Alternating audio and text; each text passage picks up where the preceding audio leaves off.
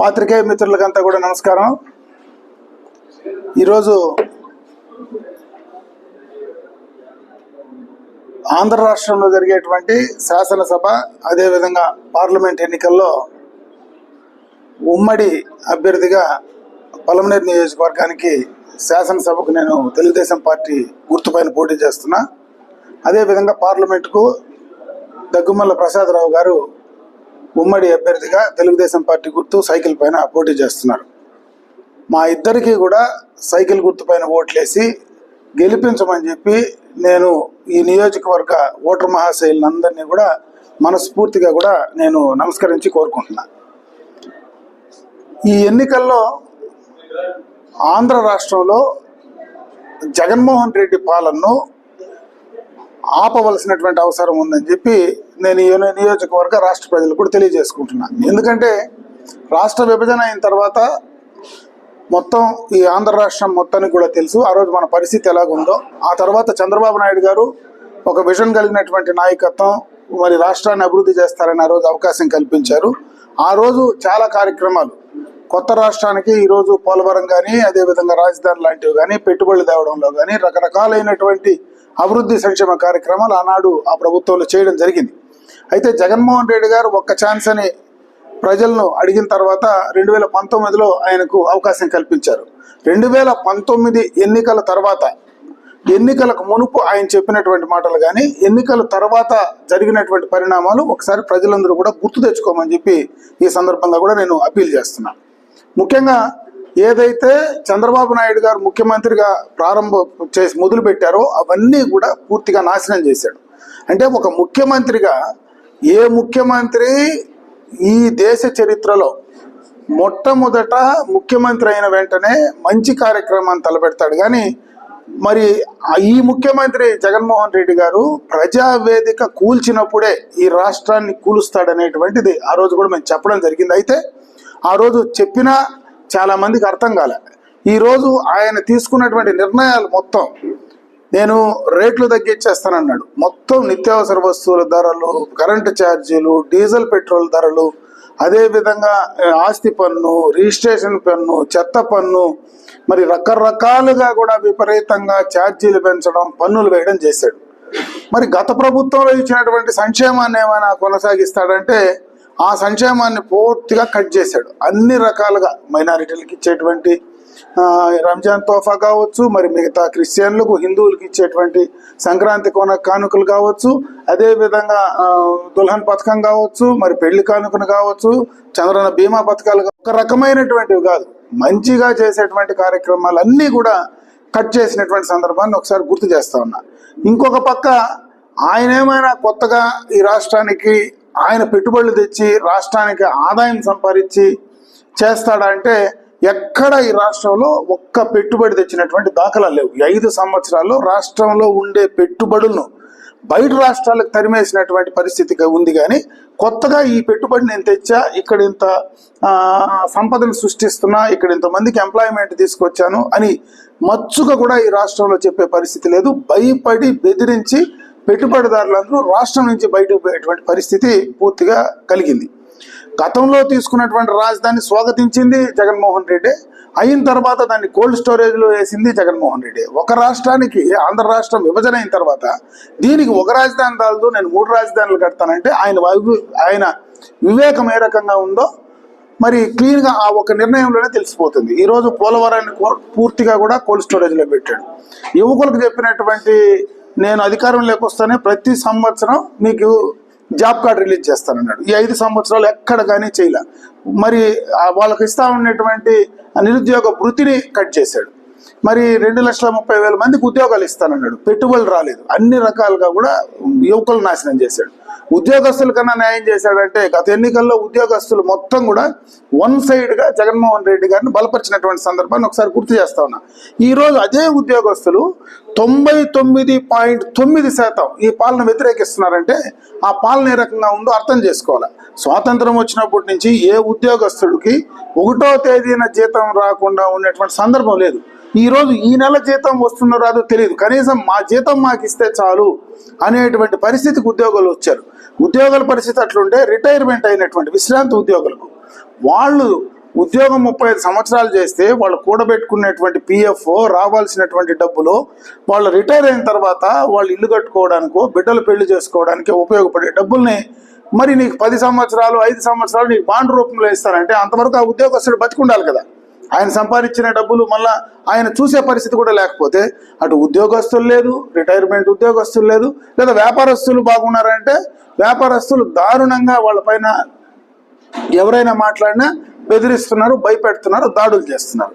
మరి లేదు ఇంకెవరైనా ఏదైనా బిల్డింగ్ కన్స్ట్రక్షన్ చేసుకునే వాళ్ళు, ఇంకెవరైనా కూలీలు వాళ్ళన్నా బాగున్నారంటే ఆ ఇసుక గతంలో ఉచితంగా ఇసుక వచ్చేది, ఈరోజు ఇసుకను లూటీ చేస్తున్నారు. మొత్తం తీసుకెళ్లి కర్ణాటకకు ఇసుక అమ్ముతా ఉన్నారు. ఇక్కడ ఇసుక దొరికే పరిస్థితి లేదు. ఎక్కడైనా ఇసుక దొరకాలనే ఆ పార్టీ నాయకులు నేను చెప్పిందే ఈ రేటుకు కొనుక్కోవాలంటున్నారు. ఇంకెవరైనా ఇండస్ట్రియలిస్టులు చిన్న చిన్న వాళ్ళు మైనింగ్ చేసుకునే వాళ్ళు ఏదైనా ఇండస్ట్రీస్ పెట్టుకొని దాన్ని ఏదైనా గ్రానైట్ ఇండస్ట్రీస్ లాంటివి ఎంఎస్ఎంఈ ఇండస్ట్రీస్ ఏమైనా చేస్తున్నారంటే వాళ్ళు పూర్తిగా మూతేసుకునే పరిస్థితి వచ్చారు. వాళ్ళపైన లూటీ చేసి వాళ్ళకి రావాల్సినటువంటి అన్ని రకాలుగా కూడా వాళ్ళని హింసిస్తూ ఉన్నారు. అంటే ఈ రాష్ట్రంలో ఎవరు సంతోషంగా ఉన్నారు? ఇంకొక పక్క నా ఎస్సీ, నా బీసీ, నా మైనారిటీ అని చెప్పేటువంటి జగన్ రెడ్డి ఈరోజు ఎస్సీకే వచ్చిన ఎస్సీ యాక్షన్ ప్లాన్ లేదు. వాళ్ళకి ఎస్సీ యాక్షన్ ప్లాన్లో వాళ్ళకు దామాషా ప్రకారం బడ్జెట్లో రావాల్సినటువంటి నిధులు వాళ్ళకు వచ్చే పరిస్థితి లేదు. కనీసం వాళ్ళ కార్పొరేషన్ నుంచి, ఎస్సీ కార్పొరేషన్ నుంచి, మైనారిటీ కార్పొరేషన్ నుంచి వాళ్ళకి ఏమైనా వచ్చే నిధులు వాళ్ళకి డైరెక్ట్గా వస్తున్నాయంటే ఒక్కరికి కూడా ఉపాధి కలిగే పరిస్థితి లేదు. గతంలో ఏదో ఆదరణ పథకం కింద పనిముట్లు ఇస్తా ఉంటే ఆ కార్యక్రమం లేదు. లేదా విద్యార్థులు చదువుకున్న వాళ్ళు బాగున్నారంటే చదువుకునే వాళ్లకు నేను అమ్మఒడి వేస్తా ఉన్నాను, ఆ రోజు ఎంతమంది బిడ్డలు ఉంటే అంతమందికి అమ్మఒడి వేస్తానన్నాడు. ఈ రోజు ఒక బిడ్డకి అమ్మఒడి వేస్తున్నారు.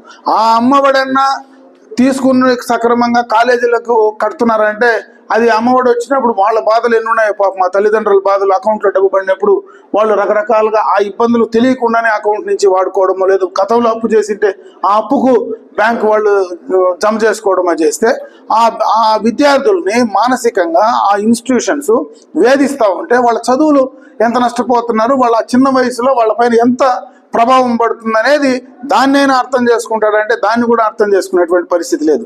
మరి అన్ని రకాలుగా విద్యాపరంగా నాశనం అయిపోయారు, విద్యార్థులు పోయారు, యువకులు పోయారు, ఎస్సీలు బలహీన వర్గాలు పోయారు, ఉద్యోగస్తులు పోయారు, వ్యాపారస్తులు పోయారు. ఇంక ఏ వర్గం సంతోషంగా ఉంది అని అడుగుతా ఉన్నారు. జగన్మోహన్ రెడ్డి ఆయన చుట్టూ ఉండే కోటరీ వాళ్ళు తప్పించి ఇంకెవరు ఈ రాష్ట్రంలో సంతోషంగా ఉన్నారో చెప్పగలరా అని అడుగుతా ఉన్నారు. కనీసము ఎవరికైనా చెప్పాలన్నా పూర్తిగా కూడా తప్పుడు ప్రచారాన్ని చేస్తారు. ఎన్నికలు వస్తే ఒక్కొక్క డ్రామా స్టార్ట్ చేస్తాడు. 14 ఎన్నికల్లో నేను తండ్రి లేని బిడ్డను, దిక్కు లేని బిడ్డను, నా కోటేయమని ఆ రోజు డ్రామా మొదలుపెట్టాడు. 2019 వస్తే నా కోడి కత్తుల మీద పొడి చేసినారు, నా కోడి కత్తిలో చంపేదానికి ప్రయత్నం చేసినారు అంటాడు. మళ్ళీ మా చిన్నాయన్ని గొడ్డలతో నరికేసినారు అని అంటాడు.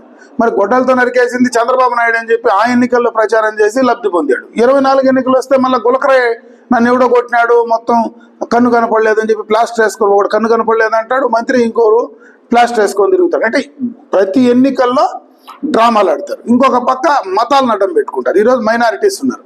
తెలుగుదేశం పార్టీ ఎన్డీఏతో కలిసింది కాబట్టి, బీజేపీతో కలిసింది కాబట్టి ఈరోజు తెలుగుదేశం పార్టీకి ఓట్లు వేయద్దు, పూర్తిగా కూడా మతాన్ని అడ్డం పెట్టుకొని ముస్లింల పైన ఒక తప్పుడు ప్రచారం చేస్తున్నారు. ఎన్ఆర్సీ అంటారు, సిఏఏ అంటారు. అసలు ఎన్ఆర్సీకి సిఏఏకి మతం పలికింది ఎవరు అని అడుగుతున్నా. ఈరోజు జగన్మోహన్ రెడ్డి 25కి 25 ఎంపీలు గెలిపించండి, నేను మోడీ మెడల్ వంచేస్తా కేంద్రంలో మాట్లాడినటువంటి మాటలు ఈ రోజు కూడా మన చెవుల్లో గిర్రని తిరుగుతూ ఉన్నాయి. నీకు 22 మంది ఎంపీలను ఇచ్చి రాజ్యసభ 5 మందిని ఇస్తే 27 మందిని నీకు ఎంపీలను ఇస్తే నువ్వు మోడీ మెడల్ ఆడొచ్చివి. అతను పెట్టిన బిల్లులు కానీ మిథున్ రెడ్డి సహకరించా, విజయసాయి రెడ్డి సహకరించా. మరి ఈరోజు పూర్తిగా మీ ఎంపీలే ఆ బిల్లులకు మద్దతు ఇచ్చి మళ్ళీ ఇక్కడికి వచ్చి తప్పుడు ప్రచారం చేసే కార్యక్రమం చేస్తే ఎంత మాత్రం సబ్బు అని అడుగుతా ఉన్నా. తెలుగుదేశం పార్టీ ఖచ్చితంగా కూడా మైనారిటీల కోసం, మైనారిటీలకు మత విశ్వాసాలు కానీ అదేవిధంగా వాళ్ళ అభివృద్ధికి పూర్తిగా కట్టుబడింది. వాళ్ళ మత విశ్వాసానికి ఎక్కడైనా ఇబ్బందులు జరిగితే ఖచ్చితంగా అడ్డుకుంటుంది. 1999లో ఎన్డీఏతో కలిసి పోటీ చేశాం. ఆ రోజు ఎక్కడ హైదరాబాద్లో అల్లర్లు జరగలేదు, అంతకుముందు అల్లర్లు జరిగినాయి, ఎప్పుడు అల్లర్లు జరగలే. అప్పుడే ఈద్గాలకు, దర్గాలకు, మసీదులకు డబ్బులు ఇచ్చేది మొదలుపెట్టారు, షాదీమహల్కు డబ్బులు ఇచ్చేది మొదలుపెట్టారు, ఉర్దూను అధికార భాషను చేశారు, హజ్భవన్లు కట్టాం, రకరకాలుగా 1999లో ముఖ్యమంత్రి అయినప్పుడు చేశాడు. 2014లో మళ్ళీ ఎన్డీఏతో కలిసి పోటీ చేశాం. 2014లో ఎన్డీఏతో కలిసిన తర్వాత ఆ రోజు అన్ని రకాలుగా కూడా సంక్షేమ కార్యక్రమాలు ఇచ్చాం. ఆ రోజు రంజాన్ తోఫా ఇచ్చింది తెలుగుదేశమే, దుల్హన్ పథకం ఇచ్చింది అంతే. ఆయనకు ముఖ్యమంత్రి మళ్ళా కావాల్సిన అవసరం ఉందో లేదో నాకు తెలియదు, కానీ ఈ రాష్ట్ర ప్రజలకు, ఇప్పుడున్నటువంటి యువకులకు, ఈ రాష్ట్ర భవిష్యత్తు కోసం, మన భవిష్యత్తు కోసం చంద్రబాబు నాయుడు లాంటి వ్యక్తి ఆయన ఈ రాష్ట్ర పగ్గాలు చేపట్టవలసినటువంటి సమయం ఖచ్చితంగా వచ్చింది. నేను అందుకే అందరినీ అప్పీల్ చేస్తున్నా, రాష్ట్ర ప్రజలను అప్పీల్ చేస్తున్నా, ఈ నియోజకవర్గ ప్రజలను అప్పీల్ చేస్తున్నా. ముఖ్యంగా ఈ నియోజకవర్గంలో ఈ 5 సంవత్సరాల్లో జరిగినటువంటి కార్యక్రమాలు ఒకసారి చూడండి. గత ప్రభుత్వంలో నేను తెచ్చినటువంటి కార్యక్రమాలు ఏమైనా జరిగాయా? ఈరోజు రాష్ట్రాల్లో, నియోజకవర్గాల్లో గెలుస్తూ ఉంటాం, ఓడుతూ ఉంటాం, ప్రభుత్వాలు వస్తూ ఉంటాయి, మారుతూ ఉంటాయి. అది ప్రభుత్వాలు మారడానికి, ప్రజల అభివృద్ధికి అసలు సంబంధం అనేది ఉండదు. ఎన్నికల వరకే రాజకీయాలు చేయాలా, ఎన్నికల తర్వాత మన ప్రజాభివృద్ధి కోసం, ప్రజల సమస్యలు పరిష్కరింపజేయడానికి ప్రజాప్రతినిధులు ప్రయత్నం చేయాలి. అయితే ఈ 5 సంవత్సరాల్లో ఆ సిస్టాన్ని పూర్తిగా కూడా పక్కన పెట్టేశారు. గత ప్రభుత్వంలో నేను తెచ్చినవన్నీ కూడా క్యాన్సిల్ చేశారు, కోల్డ్ స్టోరేజ్లో పెట్టాడు. ఇదే నియోజకవర్గంలో కైగల్ డ్యామ్ తెచ్చా, అది కోల్డ్ స్టోరేజ్ పెట్టాడు. మనకిక్కడ షాదీ మహల్స్, అదేవిధంగా మైనారిటీస్కి కావాల్సినవి BC community halls, ST community halls, SC community halls, అటుపక్క వీకోట్లో, ఇటుపక్క పలమనేరులో, వీకోట్లో డిగ్రీ కాలేజీ, మరి ఇక్కడ మార్కెట్కి సంబంధించినటువంటి ఇంటిగ్రేటెడ్ మార్కెట్ ఫెసిలిటీ కోసం తీసుకొచ్చినటువంటి 33 ఎకరాలు అట్లే పడేశారు. ఇక్కడ ఇదే పట్టణంలో కళాక్షేత్రం తీసుకొస్తే దాన్ని తీసుకొచ్చి కోల్డ్ స్టోరేజ్ పడేశారు. ఈఏపీ రోడ్లు తెస్తే 139 కోట్ల రూపాయల రోడ్లు తెస్తే దాని ఈరోజు కూడా మరి ఫోర్స్లో ఉన్నాయి, దాన్ని తీసి పక్కన పెట్టారు. బీసీ రెసిడెన్షియల్ జూనియర్ కళాశాల తెస్తే దానికి సంబంధించి ల్యాండ్ అలాట్ చేస్తే 16 కోట్ల రూపాయలు శాంక్షన్ చేసి డబ్బుతో కూడా ఇస్తే దాన్ని తీసుకొచ్చి ఈ రోజు దాకా దాన్ని ఊసే లేకుండా పడేశారు. మైనారిటీ రెసిడెన్షియల్ జూనియర్ కళాశాల తెస్తే దాన్ని అసలు ఊర్లోనే లేకుండా ఎక్కడో చిత్తూరు హెడ్ క్వార్టర్లో బాడిగింట్లో పెట్టే పరిస్థితి ఉంది. అంటే ఏం చేశారో అని అడుగుతా ఉన్నారు. ఆ రోడ్లన్నీ ఆగిపోయినాయి. అదేవిధంగా సంక్షేమ కార్యక్రమాలు గతంలో ఆ కమ్యూనిటీస్కి తెచ్చినటువంటివన్నీ కూడా అయిపోయినాయి. మరి అందరికీ ఉపయోగపడేటువంటి కార్యక్రమాలన్నీ కూడా అయిపోయినాయి. అన్నీ కూడా ఈ రాష్ట్రంలో ఇటువంటివన్నీ కూడా ఈ నియోజకవర్గంలో ప్రత్యేకంగా చాలా కార్యక్రమాలు అయిపోయినాయి. ముఖ్యంగా ఈ త్రాగునీటికి సంబంధించినటువంటి గంగన శిరస్సు స్టేజ్ 1 క్లియరెన్స్ తీసుకొచ్చి పెడితే దాన్ని అయిపోయింది. రాయలపేట నుంచి మాధవరం రోడ్డు చిత్తూరుకు డైరెక్ట్గా పోతుంది, అక్కడ ఫారెస్ట్ క్లియరెన్స్ తీసుకొచ్చి డబ్బులు శాంక్షన్ చేసి ఆర్ఎండ్బి నుంచి టెండర్లు కూడా అయిపోతే దాన్ని కూడా ఎత్తి పక్కన పడేశారు. అంటే ఒక రకంగా కాదు, చెప్పాలంటే ఈ రోజంతా చెప్పచ్చు. దాదాపు 1000 కోట్లు నుంచి 1200 కోట్ల రూపాయలు ఈరోజు అన్ని రకాలుగా ఇదే మున్సిపాలిటీలో క్రిటికల్ ఇన్ఫ్రాస్ట్రక్చర్ ప్రోగ్రామ్ సిప్ అనేటువంటి ప్రోగ్రామ్ దాదాపు 55 కోట్ల రూపాయలతో దాన్ని శాంక్షన్ చేసి పెడితే దాన్ని కూడా ఇంప్లిమెంట్ చేసే పరిస్థితి లేదు. అన్ని రకాలుగా కూడా ఎవరైనా గత ప్రభుత్వంలో ఏ ప్రభుత్వమైనా పనులు తెచ్చి పనులు చేసి కొన్ని ఆగిపోతే, ముఖ్యంగా రైతులకు ఒక కోల్డ్ స్టోరేజ్ తెస్తే అది కూడా మామూలుగా 5 కోట్లు పెట్టి కోల్డ్ స్టోరేజ్ కడతా ఉంటే దాన్ని కూడా పిల్లర్స్ కింద పెట్టి అట్లా ఆపేశారు. అంటే ఒక పైశాచికమైనటువంటి ఆనందం చెందేది తప్పించి, ఒక సైకో చేసే పనులు తప్పించి, మానసిక స్థితి సరిగా లేనటువంటి వాళ్ళు చేసే పరిస్థితిగా ఈరోజు ఈ రాష్ట్రంలో ఈ నియోజకవర్గంలో కూడా ఉంది. అదేదో నేను చెప్పేది కాదు. ఆయన మానసిక స్థితి గురించి నేను మాట్లాడితే ప్రతిపక్ష నాయకుడిగా అమర్నాథ్ రెడ్డిగా ఈరోజు తెలుగుదేశం పార్టీ ప్రధాన కార్యదర్శిగానో లేదంటే మాజీ మంత్రి నేను మాట్లాడితే అది తప్పు అవుతుంది. సొంత వాళ్ళ తోడపుట్లే మాట్లాడుతున్నాడు. ఇదే పలమనేరులో వచ్చి ఆ టవర్ క్లాక్ ముందర క్లీన్గా మా అన్నగారి మానసిక స్థితి సరిలేదు, మా చిన్నాయన్ని చంపింది అవినాష్ రెడ్డి, ఆయన కాపాడుతూ ఉండే జగన్మోహన్ రెడ్డి, వీళ్ళిద్దరికీ ఓట్లు వేయద్దండి అని చెప్పి ఊరూరు వాళ్ళ తోడపుట్లు తిరుగుతూ ఉన్నారు. అంటే వాళ్ళ పరిస్థితి ఆ రకమైనటువంటి పరిస్థితి. ఇచ్చింది తెలుగుదేశమే, షాదీ మహల్కు డబ్బులు ఇచ్చింది తెలుగుదేశమే, వాళ్ళ విదేశీ విద్యకు డబ్బులు ఇచ్చింది తెలుగుదేశమే, ఈరోజు హజ్కు పోతే ₹1,00,000 ప్రకటించింది తెలుగుదేశమే. అన్ని రకాల కార్యక్రమాలు ఈరోజు ఇస్లామిక్ బ్యాంక్ తెచ్చింది తెలుగుదేశమే. మరి అన్ని రకాలుగా వాళ్ళకి మైనారిటీ కార్పొరేషన్ నుంచి డబ్బులు ఇచ్చింది తెలుగుదేశమే. అన్ని రకాలుగా మైనారిటీ సంక్షేమ కార్యక్రమాలు ఎప్పుడైనా ఆగాయని అడుగుతా ఉన్నా. ఈరోజు ఎన్డీఏతో 2014 నుంచి 19 వరకు ఉంటే ఆ రోజు మళ్ళీ మోడీతో బయట వచ్చి నిలబడి మాట్లాడింది తెలుగుదేశం చంద్రబాబు నాయుడు. 1999లో మోడీని వ్యతిరేకించి గుజరాత్లో జరిగిన అల్లర్లలో డైరెక్ట్గా ముఖ్యమంత్రిని బర్తరఫ్ చేయాలని మాట్లాడింది చంద్రబాబు నాయుడు. 2014లో ప్రత్యేక హోదా ఇవ్వకపోతే ఢిల్లీకి పోయి నిలదీసింది చంద్రబాబు నాయుడు. ఇవి రెండు చేసింది చంద్రబాబు నాయుడు. నువ్వేం చేసావు అని అడుగుతావు. 2019లో నువ్వు ఎన్నికల్లో ఓట్లు వేసుకొని ఎన్ఆర్సీకి సిఏఏ బిల్లులకు నువ్వు మద్దతు ఇచ్చి నువ్వు పోయి మళ్ళీ మోడీ కాళ్ళు పట్టుకునింది చంద్రబాబు నాయుడు కాదు కదా. మోడీ కాళ్ళు పట్టుకునింది ఈ రోజు కూడా జగన్మోహన్ రెడ్డి నీ కేసుల కోసం. నువ్వు ఒక పక్క మోడీ కాళ్ళు నువ్వు పట్టుకొని కేంద్రంలో నీ కేసుల నుంచి బయటపడడానికి ఇంకోరి పైన బురదేసేటువంటి కార్యక్రమం ఎంత మాత్రం సబబుని అడుగుతా ఉన్నా. ఈ రాష్ట్రంలో అందుకే ఎవ్వరూ సంతోషంగా లేరు. ఈ ప్రభుత్వాన్ని ఎంత త్వరగా వీలైతే అంత త్వరగా ఇంటికి పంపించడానికి సిద్ధంగా ఉన్నారు. దానికి ఉదాహరణే గతంలో జరిగినటువంటి శాసన మండలి ఎన్నికలు. ఆ శాసన మండలి ఎన్నికల్లో అసలు ఏ పార్టీ ప్రచారం చేయలే. ఆ రోజు యువకులు మొత్తం కూడా వన్ సైడ్గా వచ్చి తెలుగుదేశం పార్టీ అభ్యర్థి రాష్ట్రం మొత్తం గెలిపించారు. నిన్న జరిగిన పోలింగ్లో ఏదైతే ఉద్యోగస్తులు జరిగినటువంటి ఉద్యోగ ఉపాధ్యాయ వర్గాలకు సంబంధించినటువంటి ఆ పోలింగ్ శాతం ఎప్పుడూ భారత చరిత్రలో ఆంధ్ర రాష్ట్ర చరిత్రలో అంతమంది పోస్టల్ బ్యాలెట్కి అప్లై చేసుకున్నటువంటి సందర్భమే లేదు. 99.9% పోస్టల్ బ్యాలెట్కి అప్లై చేసుకున్నారు. 95, 96, 97% పోలింగ్ చేశారు. అంటే వన్ సైడ్గా ఉద్యోగస్తులు కూడా ఈరోజు ఎన్డీఏ ప్రభుత్వానికి చంద్రబాబు నాయుడు గారికి మద్దతు ఇస్తున్నారు. చంద్రబాబు నాయుడు లాంటి విజన్ కలిగిన నాయకుడే ఇప్పుడు ఈ రాష్ట్రానికి అవసరం. ఆయన వల్లనే రాష్ట్రం బాగుపడుతుంది. అందుకోసమే ఈరోజు పవన్ కళ్యాణ్ గారు కూడా క్లియర్ కట్గా నేను రాష్ట్ర ప్రయోజనాలను దృష్టిలో పెట్టుకుని ఈరోజు నేను తెలుగుదేశం పార్టీతో కలిశాను. ఈ రాష్ట్ర ప్రయోజనాల కోసమే నేను ఎన్డీఏను కూడా కలిపే ప్రయత్నం చేశాను. నేనే ఎన్డీఏతో నేను కలిపేదానికి కారకుడు నేనే. దానికి కారణం నా యువకుల భవిష్యత్తు కోసమే క్లియర్ కట్గా మరి పవన్ కళ్యాణ్ గారు కూడా మాట్లాడుతూ ఉన్నారు. అంటే ఇవన్నీ కూడా ఈ రాష్ట్ర అభివృద్ధిని ప్రయోజనాలను దృష్టిలో పెట్టుకొని చేసేటువంటి కార్యక్రమాలు. కాబట్టి ప్రజలు కూడా అర్థం చేసుకోవాలా. ఈ ఎన్నికల్లో ఖచ్చితంగా తెలుగుదేశం పార్టీ ప్రభుత్వం చంద్రబాబు నాయుడు గారు ముఖ్యమంత్రి కావాల్సినటువంటి అవసరం ఈ రాష్ట్ర ప్రజలకు ఖచ్చితంగా ఉంది. చంద్రబాబు నాయుడుకు ఉందా లేదా అని పక్కన పెడితే ఆయన ముఖ్యమంత్రి ఆల్రెడీ ఎక్కువ కాలం ఈ రాష్ట్రంలో ముఖ్యమంత్రి, ఉమ్మడి రాష్ట్రంలో కానీ విభజన ఆంధ్రప్రదేశ్లో కానీ ఎక్కువ కాలం ముఖ్యమంత్రిగా చేసినటువంటి వ్యక్తి చంద్రబాబు నాయుడు. వాటికి ఓట్లు వేయాలా అని మనకు ఆలోచన వచ్చినా ఖచ్చితంగా మన నెత్తిన మనం భస్మాసుర హస్తం పెట్టుకున్నట్టే. మన నెత్తిన పెట్టుకుంటే మనం భస్మం అయిపోతాం అనేది ఖచ్చితంగా ప్రతి ఒక్క ఓటరు ఆలోచించుకోమని చెప్పి నేను ఈ సందర్భంగా కూడా తెలియజేసుకుంటున్నా. ప్రతి ఒక్క ఓటరు ఆలోచించుకునే సమయం ఇది. అందుకే నేను మిమ్మల్ని కోరుకుంటున్నా, ఈ నియోజకవర్గంలో గత ప్రభుత్వంలో తీసుకొచ్చినటువంటి కార్యక్రమాలు, ఆగిపోయిన కార్యక్రమాలు అవన్నీ కూడా పూర్తి చేసి ఇవ్వడానికి నేను ఖచ్చితంగా రేపు ప్రభుత్వం వచ్చిన తర్వాత పూర్తిగా చేస్తాను. ఇవే కాకుండా ఆ రోజు ఇంకెవరు వచ్చినా, ఎందుకంటే నేను నియోజకవర్గ హెడ్ క్వార్టర్లోనే కాపురం ఉంటున్నా. అందరిలాగా నేను ఏదో బెంగళూరు నుంచినో హైదరాబాద్ నుంచినో ఆపరేట్ చేసే మనిషిని కాదు. కాన్స్టిట్యున్సీ హెడ్ క్వార్టర్లో ఉంటున్నా. ఎప్పుడు వచ్చినా ఎవరు వచ్చినా అందుబాటులో ఉంటా.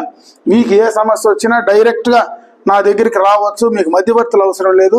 నేను ఎవరు వచ్చినా పనిచేసేటువంటి వ్యక్తిని. నేను ఎన్నికల వరకే రాజకీయాలు చేస్తా. ఎన్నికల తర్వాత అందరికీ కూడా ఈ యొక్క నియోజకవర్గ ప్రజలందరికీ కూడా సమానంగా నేను చేయగలిగినటువంటి సహాయం చేస్తానని చెప్పి ఈ నియోజకవర్గ ప్రజలందరినీ కూడా నేను అప్పీల్ చేస్తున్నా. మరొకసారి దయచేసి ఈ ఎన్నికల్లో తెలుగుదేశం పార్టీ అభ్యర్థిగా, తెలుగుదేశం పార్టీకి చంద్రబాబు నాయుడు గారి లాంటి వ్యక్తి నాయకత్వం మనకు అవసరం కాబట్టి, చంద్రబాబు నాయుడు గారిని ముఖ్యమంత్రిగా చెయ్యాలి కాబట్టి ఆయన అభ్యర్థిగా ఈరోజు ఉమ్మడి అభ్యర్థిగా అటు జనసేనకు సంబంధించి ఆ పవన్ కళ్యాణ్ గారి నాయకత్వాన్ని బలపరిచేటువంటి యువకులు మొత్తం కూడా ఈరోజు ఈ ఎన్నికల్లో నా గుర్తు సైకిల్ గుర్తు కాబట్టి, అదేవిధంగా పార్లమెంట్ అభ్యర్థి దగ్గుమల ప్రసాదరావు గారు కూడా సైకిల్ గుర్తు కాబట్టి 2 ఓట్లు దయచేసి ఈ నియోజకవర్గ ఓటర్ మహాశయులందరికీ కూడా మీ అమూల్యమైనటువంటి ఓటును సైకిల్ గుర్తు పైన 2 ఓట్లు పార్లమెంటుకు, అసెంబ్లీకి